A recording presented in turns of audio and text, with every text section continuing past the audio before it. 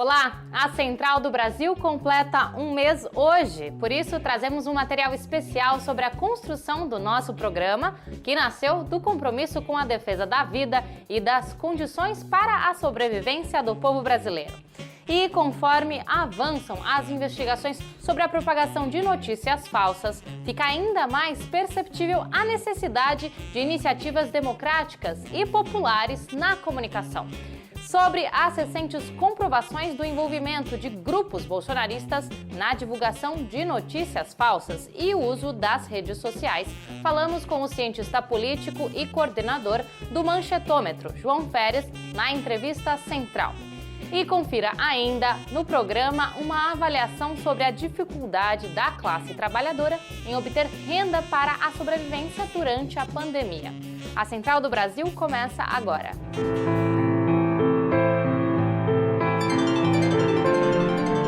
Central do Brasil.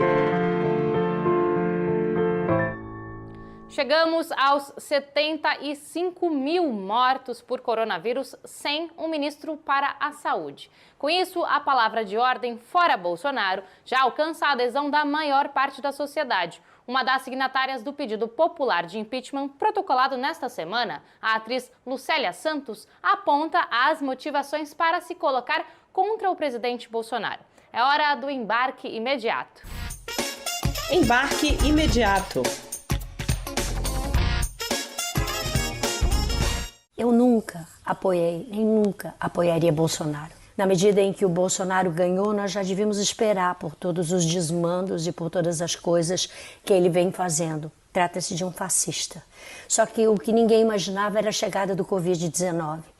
E essa situação do Brasil atualmente, principalmente os povos mais vulneráveis, que são os povos originários, os indígenas, os quilombolas, os povos da floresta, do cerrado, estão sofrendo e morrendo por falta de cuidados e por pura determinação do governo em não ajudá-los. Fora Bolsonaro. Nas cidades, o problema da crise sanitária está sendo agravado pelo alto índice de desocupação da classe trabalhadora e as dificuldades para pagar as contas. A situação ficou ainda mais difícil com o decreto de Bolsonaro, que tornou lei e ampliou o prazo da medida que permite a redução das jornadas e salários e a suspensão de contratos de trabalho. Com isso, a redução na renda do trabalhador brasileiro pode chegar a mais de 40%. Vamos acompanhar os detalhes na reportagem de Camila Piacese. O Brasil, pela primeira vez, tem menos de 50% dos trabalhadores ocupados, segundo dados da Pesquisa Nacional por Amostra de Domicílios, o PNAD. A taxa de desemprego, desde o golpe contra a presidenta Dilma, só eleva.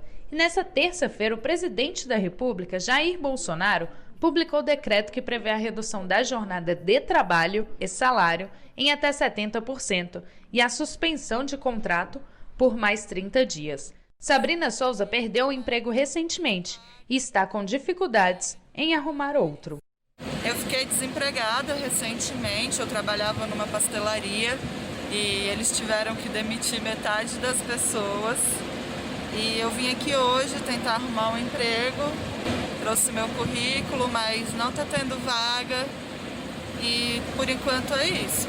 Segundo dados do governo federal, 12 milhões de brasileiros sofreram diminuição salarial ou suspensão do contrato de trabalho desde a edição da MP, em março. A medida transforma em lei o Programa Emergencial de Manutenção do Emprego e da Renda, com o objetivo de evitar o desemprego durante a crise econômica e sanitária provocada pela pandemia. Mas, para a diretora técnica adjunta do DIEESE, Patrícia Palatietti, o efeito é justamente o ao contrário. A redução dos salários com consequente perda da renda das famílias impactam direta e negativamente a economia. Sem renda não há consumo, sem consumo não há produção e não há emprego. E também impacta negativamente na arrecadação. Para o presidente da Central dos Trabalhadores e Trabalhadoras do Brasil, Adilson Araújo, a luta continua, mas agora é em torno da medida provisória 927, que também atinge em cheio os direitos dos trabalhadores brasileiros. O gabinete do ódio do governo Bolsonaro tenta emplacar na 927 tudo aquilo que o governo não alcançou na medida provisória 936, bem como na 905. Então, eles querem, de alguma forma, trabalhar para instituir a possibilidade das empresas ter o direito de subtrair férias, de não ter nenhum tipo de fiscalização. No campo, para quem trabalha com a agricultura familiar, a situação também não apresenta melhoras. Mais uma vez, a Câmara dos Deputados adiou a votação do projeto de lei que prevê medidas emergenciais para trabalhadoras e trabalhadores rurais durante a pandemia.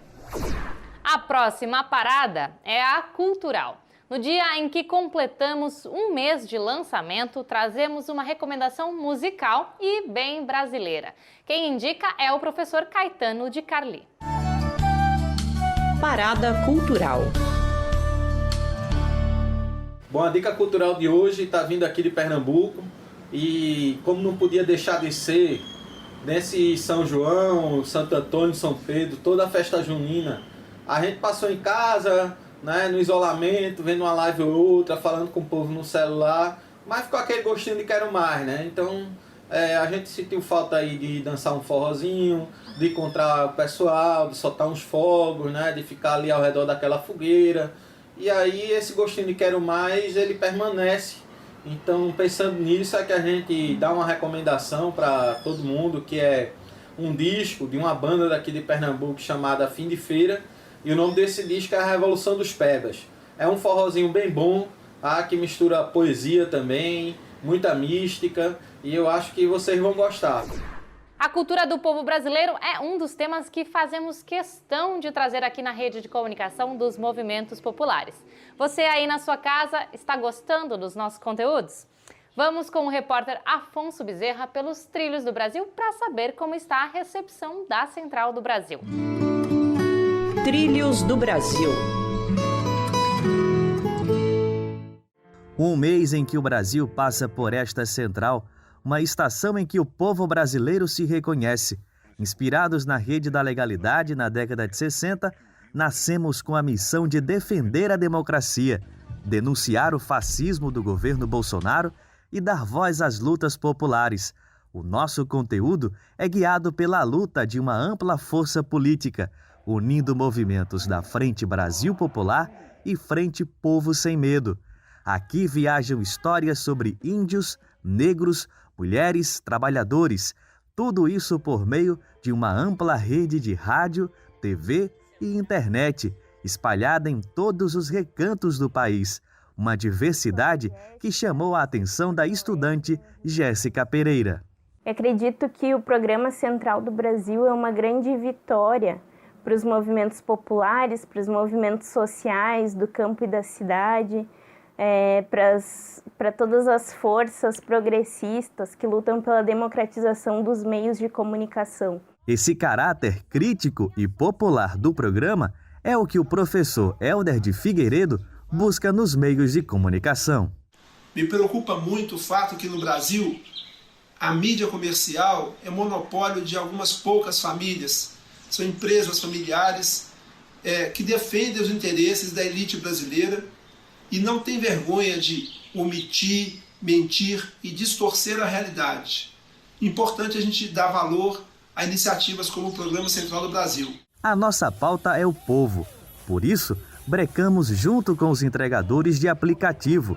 Denunciamos o descaso com a cultura brasileira e acompanhamos de perto o avanço da pandemia sobre a população pobre do país, sobretudo a sua mobilização em uma ampla rede de solidariedade ao lado dos movimentos populares. O Central do Brasil deve ser visto não como um programa de 15 minutos a ser mantido e reproduzido. Ele, na verdade, deve ser observado como uma protoforma, um embrião da construção de uma rede nacional de comunicação popular, que seja realmente a expressão do povo brasileiro, a expressão das demandas dos movimentos populares que surgiram no Brasil nas últimas 3 décadas. O andamento da CPI das fake news demonstra mais uma vez a relevância da construção de uma rede democrática e popular de comunicação. Só na última semana, 88 páginas do Facebook vinculadas a grupos bolsonaristas saíram do ar por distribuir notícias falsas. Na entrevista central de hoje, Jonatas Campos conversou com o cientista político João Feres sobre o assunto. Entrevista Central. Olá, vocês que acompanham a Central do Brasil.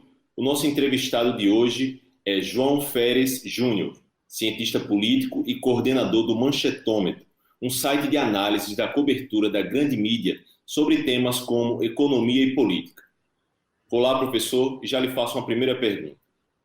Qual a sua avaliação da operação do Facebook que retirou do ar uma quantidade enorme de páginas ligadas ao bolsonarismo? Eu sou favorável a que as redes sociais sejam reguladas fortemente pelas autoridades responsáveis pela lisura das eleições, porque a maneira como elas são estruturadas permite o abuso do poder econômico. Eu acho que, em última instância, é esse o problema, entendeu? Quando você tem gente que usa... Não é só esse o problema, mas quando você tem gente que usa do dinheiro para conseguir um efeito eleitoral, isso tem que ser combatido. E, no caso, isso foi feito na eleição de 2018, né? E é preciso achar meios de combater isso. O Senado ele reagiu de uma forma ou de outra com a aprovação daquele texto do PL das fake news. Agora, esse texto tem recebido muitas críticas de que ele pode colocar em risco a privacidade dos usuários da internet. O senhor tem alguma avaliação sobre esse texto aprovado no Senado? A grande questão de fundo que está aqui é a responsabilização das pessoas pelo que elas dizem, né? Eu acho que é uma questão fundamental da democracia constitucional que as pessoas são responsáveis pelo que fazem. Então, quando alguém faz uma comunicação que ofende outra pessoa, ou que faz um mal ainda maior, pode não ser ofender, pode ser pior ainda, passar informações privadas, que colocam a vida da pessoa em risco, ou fazer coisas que colocam a vida da pessoa em risco. Quando alguém faz uma coisa dessa, desde a injúria, calúnia, até esse tipo de revelação de informações privadas, a pessoa está cometendo um crime e ela deve ser sim responsabilizada por isso. Só é possível fazer isso se você sabe quem é o emissor da mensagem. Então, assim, defender o anonimato da emissão de mensagens, para mim, é a coisa mais absurda que existe. Professor, a pandemia, a saída de Moro e alguns outros assuntos têm desgastado o Bolsonaro nas redes sociais, que é o seu principal palco, né? Qual o quadro para Bolsonaro nas redes sociais? É claro que o Bolsonaro sofreu vários chacoalhões aí, inclusive no âmbito da opinião pública, mas ele continua com uma operação muito forte nas redes sociais. Eu sei que grande parte dos compartilhamentos, grande parte não, mas uma boa parte dos compartilhamentos das páginas de direita que apoiam o Bolsonaro é feito por robôs, eles não são orgânicos, né?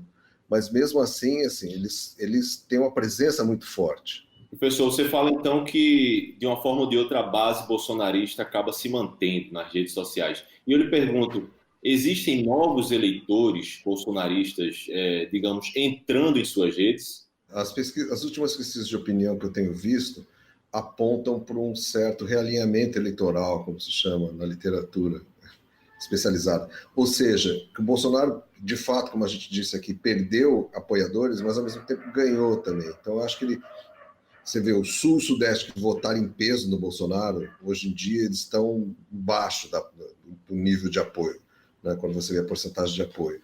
E ele ganhou muitos apoiadores nas classes mais baixas, as pessoas que recebem até 2 salários mínimos, muito provavelmente devido a esse auxílio, né, que é um auxílio de R$600 por mês, uma quantidade razoável de dinheiro para quem ganha muito pouco, né, e que só é R$600, como a gente sabe, por causa do Congresso Nacional e não pelo Bolsonaro ou Paulo Guedes, que queriam R$200. Mas isso as pessoas não sabem. Então, enquanto perdurar o auxílio, ou mesmo depois que ele parar, assim, eu acho que teve um efeito sobre o eleitorado. O programa de número 23 da Central do Brasil termina aqui. A gente agradece a sua audiência ao longo deste mês que estamos no ar e convidamos você a participar ativamente da construção deste programa, que é a expressão do povo brasileiro que luta por um país democrático e popular. Envie as suas opiniões e sugestões para o nosso WhatsApp. O telefone é 011 93081 3336. A gente volta amanhã.